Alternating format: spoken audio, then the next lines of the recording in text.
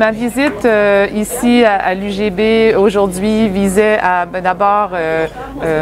venir connaître et approfondir notre relation avec l'Université Gaston Berger, mais en particulier, étant donné que le Canada a comme une de ses priorités la promotion des femmes et des filles, de leurs droits, de leur autonomisation, nous avons particulièrement ciblé notre visite aujourd'hui à mieux connaître les programmes de l'UGB en matière de genre et équité. Et nous avons donc eu la chance d'avoir cette table ronde avec les étudiants, avec les directeurs, directrices et collaborateurs de l'université pour avoir cet échange et voir comment on peut mieux comprendre mutuellement notre possibilité de collaboration. Il existe des partenariats entre l'Université Gaston Berger et des universités canadiennes et également avec le Centre de recherche en développement international, le CRDI. Et donc, je pense que déjà avec ce qui existe, il y a de belles collaborations. Et ma visite ici va nous permettre aussi de voir comment on peut continuer, approfondir, développer, élargir ce genre de perspectives. D'ailleurs, la semaine prochaine à Dakar se tient la foire Édu-Canada, qui est une activité annuelle qui permet de voir comment les universités canadiennes, les collèges canadiens, les institutions d'éducation canadiennes peuvent collaborer avec le Sénégal et offrir des perspectives à ce niveau. C'est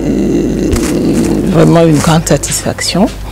parce que le Canada est connu vraiment pour son engagement et toutes les actions en matière de coopération dans le domaine de l'égalité de genre. Et ici à l'université, nous avons vraiment un partenariat très fort. Nous avons un accompagnement technique et financier dans beaucoup de domaines. Et c'était donc un honneur pour nous et l'opportunité de partager avec Madame l'ambassadrice tout ce qui est fait ici à l'université au niveau institutionnel, c'est-à-dire par rapport à la cellule genre et équité, qui a pour mission essentielle donc d'impulser une culture d'équité et d'égalité de genre dans l'université,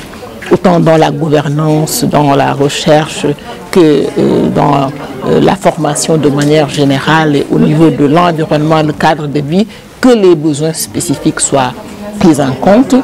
et aussi partager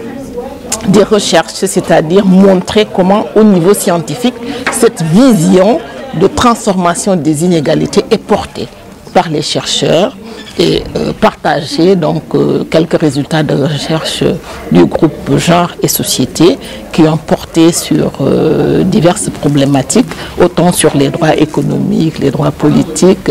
l'accès aux ressources foncières que la question des violences basées sur le genre et actuellement la question des mariages d'enfants qui constitue un problème de société qu'il faut explorer et ensemble, comme on l'a dit, avec les parties prenantes dans les communautés concernées, voir comment envisager le programme.